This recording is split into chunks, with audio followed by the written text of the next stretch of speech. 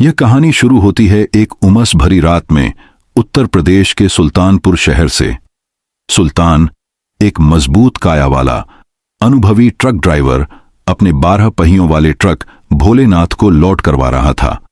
Truck में चावल की बोरियां भरी थीं, जिन्हें हरदोई के पास संडीला पहुंचाना था। सुल्तान को अपनी मंजिल तक पहुंचने की जल्दी थी, क्योंकि यह एक अर्जेंट डिलीवरी थी। उसका साथी टाइम पास नाम के अनुरूप ही था। पतला दुबला, हमेशा एक हल्की मुस्कान और चुटकुलों की पोटली लिए। जैसे ही सुल्तान ने हॉर्न बजाया, टाइम पास उछलकर पैसेंजर सीट पर आ गया। ओए सुल्तान भाई, रात का सफर, मजा आएगा, एक ताजा चुटकुला सुनाऊं? टाइम पास ने उत्साह से कहा। सुल्तान ने गियर लगाते हुए भारी आवाज में कहा, अरे टाइम पास, अभी नहीं, पहले ये शहर की भीड़ से निकलें, और हां, आज थोड़ा सीरियस रहना। सुना है इस हाईवे पर, मतलब बस ध्यान से चला। क्या सुना है? वो चुड़ैल वाली बात? अरे भाई, वो सब मन का वहम है, और अगर चुड़ैल सामने आ भी गई तो मेरा चुटकुला सुनकर वहीं बेहोश हो जाएगी। टाइम पास हंस पड़ा। ट्रक भोलेनाथ राष्ट्रीय राजमार्ग 30 NH 30 पर सरपट दौड़ने लगा। सड़क के दोनों ओर घने पेड़ रात के अंधेरे में किसी अनजानी निगरानी का एहसास करा रहे थे। लगभग आधी रात का समय था। चांदनी कभी बादलों के बीच से झांकती, कभी पूरी तरह छिप जाती। तभी टाइम पास ने अपना पहला चुटकुला शुरू किया। एक बार एक साधु बाबा जंगल में तपस्या कर रहे थे। वह अभी चुटकुला सुना ही रहा था कि ट्रक की हेडलाइट्स में कुछ दिखा। सड़क के ठीक बीचों बीच एक भूरा रंग का बोरा पड़ा था। अरे क्या है ये? सुल्तान ने ब्रेक लगाया। लगता है किसी ट्रक से गिर गया, टाइम पास ने उत्सुकता से कहा। मत छूना। सुल्तान की आवाज में एक अजीब खौफ था। उसने ट्रक को धीरे से बोरे के पास से निकाला। जैसे ही ट्रक आगे बढ़ा, सुल्तान ने साइड मिरर में देखा। वह बोरा अपनी जगह पर नहीं था। टाइम पास, क्या तुमने देखा वो बोरा? सुल्तान कुछ बोल पाता, उससे पहले ही टाइम पास ने जोर से चिल्लाया, भाई सामने देखो। सामने सड़क पर, जहां कुछ देर पहले सिर्फ खाली डामर था, वहां अब ढेर सारी मरी हुई चमगादड़ें पड़ी थीं। ट्रक की लाइटों में उनका काला चिपचिपा ढेर चमक रहा था। सुल्तान ने स्टीयरिंग को कसकर पकड़ा और ट्रक को उन पर से गुजारने की बजाय उसने बड़ी मुश्किल से उन्हें किनारे से निकाला। ये क्या हो रहा है सुल्तान भाई? यहां चमगादड़ें कहां से आईं? और वो बोरा? टाइम पास का उत्साह अब डर में बदल गया था। सुल्तान ने लंबी सांस ली। ये वही हाईवे है टाइम पास, जिसके बारे में लोग कहते हैं कि यहां से हजारों साल पुरानी चुड़ैल गुजरती है। कहते हैं उसने कई ट्रकों और ड्राइवरों को गायब कर दिया है। आज रात लगता है हमारा पाला पड़ गया। सुल्तान ने एक्सेलरेटर पर पैर रखा। वह बस जल्द से जल्द इस मनहूस जगह से निकल जाना चाहता था। टाइम पास अब खामोश था। उसके चुटकुलों की पोटली बंद हो गई थी। ट्रक की हेडलाइट्स आगे के अंधेरे को चीर रही थीं, पर उस अंधेरे में क्या छुपा था, यह दोनों नहीं जानते थे। तभी सड़क के किनारे एक पेड़ की डाल पर उन्हें कुछ हिलता हुआ दिखा। सुल्तान ने अपनी नजरें सड़क पर जमाए रखी थीं, लेकिन डर अब उसकी रगों में दौड़ रहा था। टाइम पास, जरा टॉर्च जलाकर देखो तो, सुल्तान ने धीमी दबी हुई आवाज में कहा। टाइम पास ने अपने बैग से बड़ी पुरानी टॉर्च निकाली। जैसे ही उसने उसकी तेज रोशनी को पेड़ की ओर चमकाया, उसकी सांस गले में अटक गई। पेड़ की सबसे निचली डाल पर एक इंसान का अधजला पैर रस्सी से बंधा हुआ झूल रहा था। वह पैर पुराना, सूखा हुआ लग रहा था, जैसे सालों से हवा में लटका हो। टॉर्च की रोशनी में वह भयानक दृश्य और भी स्पष्ट हो गया। आह, बाप रे! टाइम पास के मुंह से चीख निकली और टॉर्च हाथ से छूटकर ट्रक के फर्श पर गिर गई। सुल्तान ने तेजी से स्टीयरिंग घुमाया और ट्रक की गति बढ़ा दी। मैंने कहा था यह हाईवे आम नहीं है, सुल्तान चिल्लाया। कुछ किलोमीटर आगे सड़क अचानक एक सुनसान वीरान इलाके से गुजरने लगी। सड़क टूटी फूटी थी और दोनों तरफ सिर्फ बंजर जमीन और कंटीली झाड़ियां थीं। टाइम पास ने हिम्मत करके फिर से टॉर्च उठाई। सुल्तान भाई, शायद ये वही इलाका है जिसके बारे में बोलते हैं, वो चुड़ैल। टाइम पास डर से कांप रहा था। ट्रक की हेडलाइट्स में अब सड़क पर एक और भयानक चीज दिखाई दी। सड़क के ठीक बीचों बीच खून का एक बड़ा गड्ढा था। यह ताजा नहीं लग रहा था, बल्कि काला और सूखा हुआ था, और उस गड्ढे के बीचों बीच जमीन पर एक सर कटा हुआ पड़ा था। वह सर बुरी तरह से क्षत विक्षत हो चुका था, लेकिन उसकी आंखें खुली हुई थीं और ट्रक की तरफ घूर रही थीं। सुल्तान ने हिम्मत जुटाई। गियर डाल, रुकना नहीं है, आंखें बंद कर ले, टाइम पास। सुल्तान ने ट्रक को सर के पास से गुजारा। जैसे ही ट्रक उस मुंडी के पास से निकला, उन्हें लगा जैसे कोई अदृश्य शक्ति ट्रक को पीछे की ओर खींच रही हो। इंजन पर जोर पड़ा और ट्रक की गति धीमी हो गई। सुल्तान भाई, ट्रक अटक गया। टाइम पास घबरा गया। सुल्तान ने एक्सेलरेटर को पूरा दबा दिया। भोलेनाथ ने एक जोरदार गर्जना की और एक झटके में उस भयानक जगह को पार कर लिया। जैसे ही वे आगे बढ़े, सुल्तान ने साइड मिरर में देखा। वह कटा हुआ सर, वह अब सड़क पर नहीं था। उसकी जगह सड़क के किनारे खड़ी एक पुरानी सूखी नीम की डाल पर उन्हें एक महिला का फटा हुआ लहंगा टंगा हुआ दिखाई दिया। टाइम पास, पानी कहां है? मुझे डर लग रहा है। सुल्तान ने पहली बार अपनी आवाज में कमजोरी दिखाई। पानी नहीं है, टाइम पास ने डबडबाई आंखों से कहा। लेकिन मेरे पास एक भूतिया चुटकुला है, शायद उससे डर कम हो जाए। चुप कर, अब कोई चुटकुला नहीं। सुल्तान ने लगभग दहाड़ दिया। तभी सामने अंधेरे से निकलकर दो लाल बत्तियां तेजी से उनकी ओर आती दिखाई दीं। ये किसी गाड़ी की हेडलाइट्स नहीं थीं, बल्कि दो जलते हुए अंगारों की तरह लग रही थीं, जो तेजी से उनकी तरफ बढ़ रही थीं। वो दो लाल बत्तियां तेजी से पास आ रही थीं। सुल्तान ने हाई बीम डाली, पर रोशनी उन पर कोई असर नहीं कर रही थी।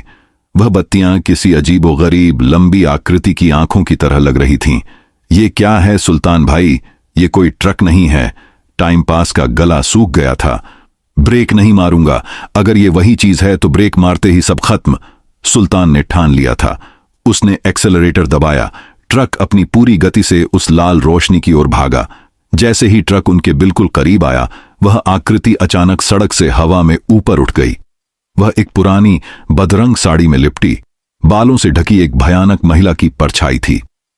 उसकी लाल आंखें ट्रक के शीशे पर टिकी थीं। एक पल के लिए सब कुछ स्थिर हो गया। ट्रक उस भयानक साए के नीचे से गुजरा। साया इतना करीब था कि सुल्तान को लगा जैसे कोई बर्फीली हवा ट्रक के अंदर तक आ गई हो। जैसे ही वे आगे निकले, सुल्तान ने साइड मिरर में देखा।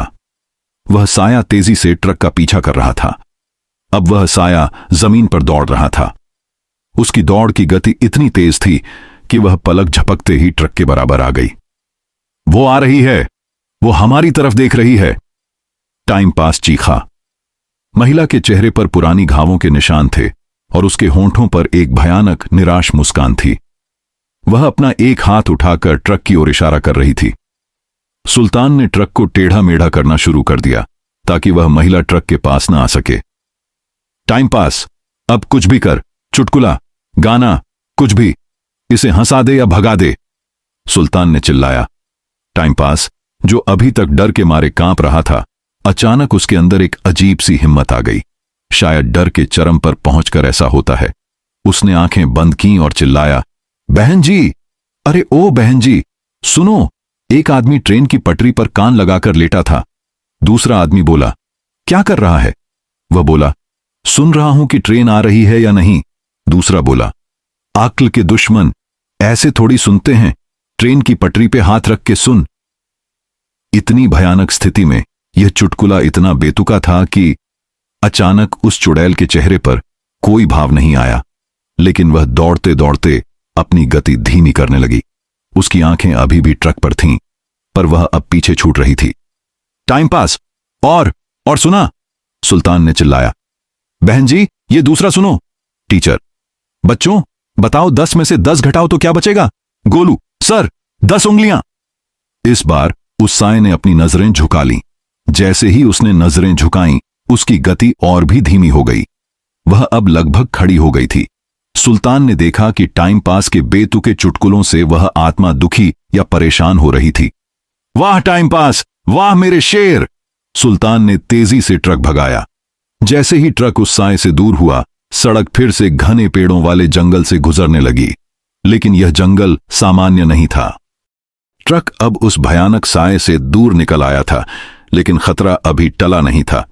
टाइम पास अभी भी हाँफ रहा था, लेकिन उसकी आंखों में अब डर के साथ साथ एक अजीब सी संतुष्टि भी थी कि उसके चुटकुलों ने शायद उनकी जान बचाई थी।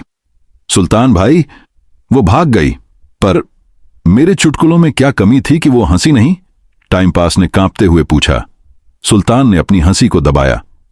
अरे मूर्ख, तेरे चुटकुलों से वह हंसी नहीं बल्कि परेशान हो गई होगी। पर अब ध्यान दे, ये जगह और भी खतरनाक है। वे अब एक घने जंगल के बीच से गुजर रहे थे। अंधेरा इतना घना था कि हेडलाइट्स की रोशनी भी कम लग रही थी। तभी सुल्तान ने ट्रक को धीमा कर लिया। देख टाइम पास, ये क्या है? सड़क के दोनों किनारों पर हर थोड़ी थोड़ी दूरी पर कई सारे लाल कपड़े के टुकड़े जमीन पर पड़े थे।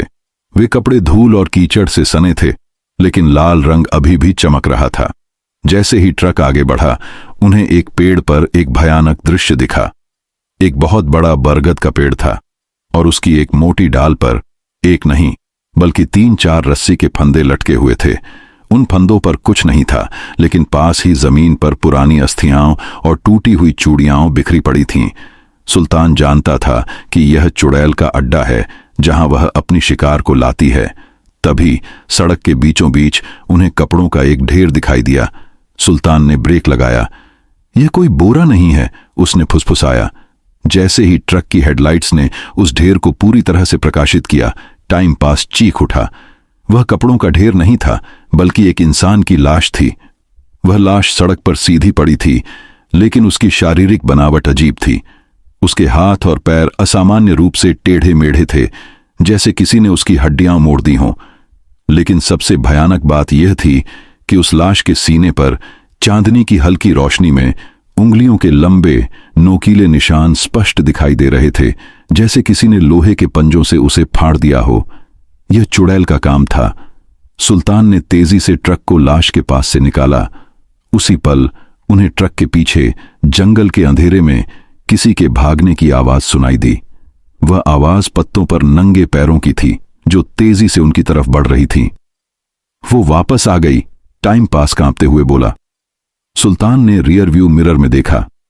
पीछे का अंधेरा एक पल के लिए गहरा हुआ और फिर अचानक अंधेरे से निकलकर एक और लाश सड़क पर झूलती हुई दिखाई दी।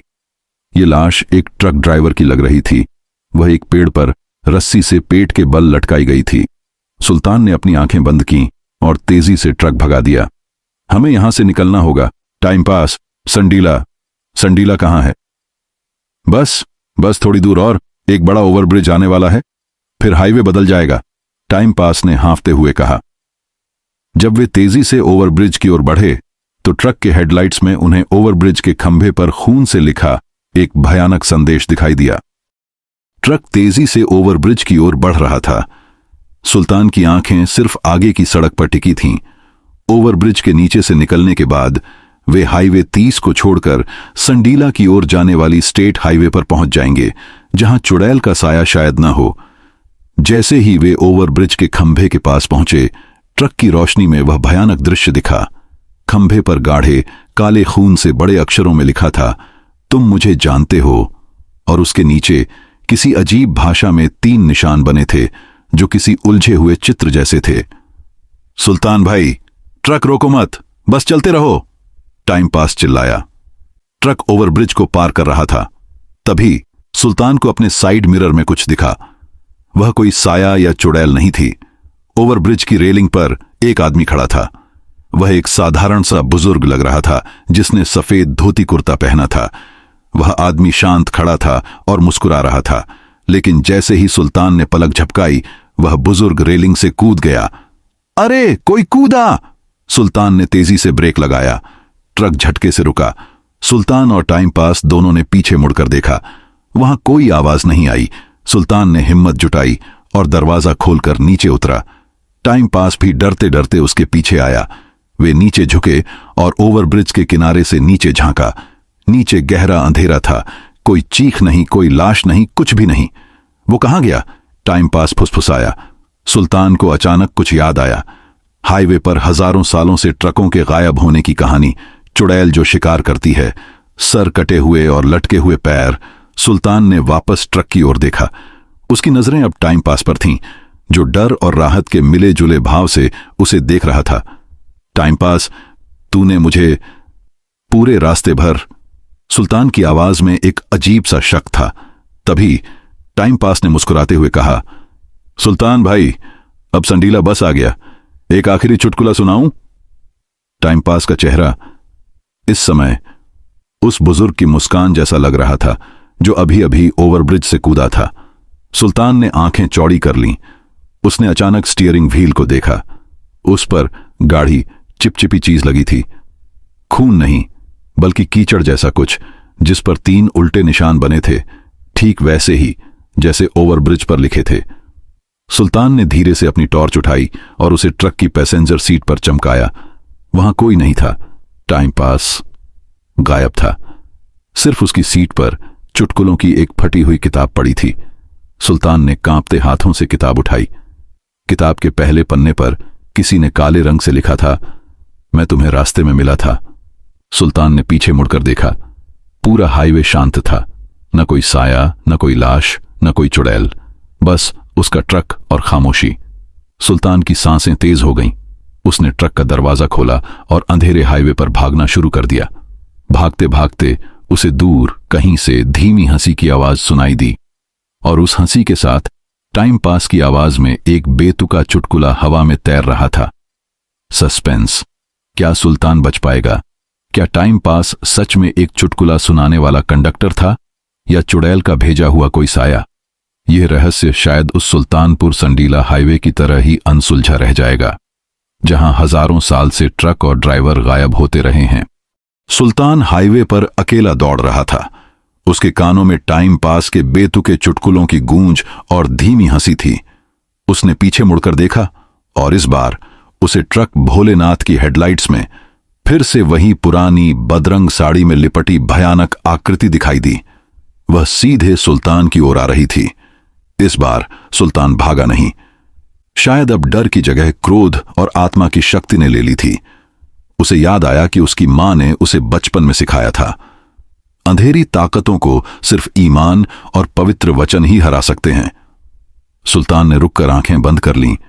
वह जानता था कि उसके पास टाइम पास की बेतुकी बातें नहीं हैं, लेकिन उसके पास ईश्वर पर अटूट विश्वास है। जैसे ही चुड़ैल उसके करीब आई, उसकी लाल आंखें और भयानक घावों से भरा चेहरा सुल्तान के बिल्कुल सामने था। वह अपना नोकीला पंजा सुल्तान की ओर बढ़ा ही रही थी कि सुल्तान ने जोर से बोलना शुरू किया।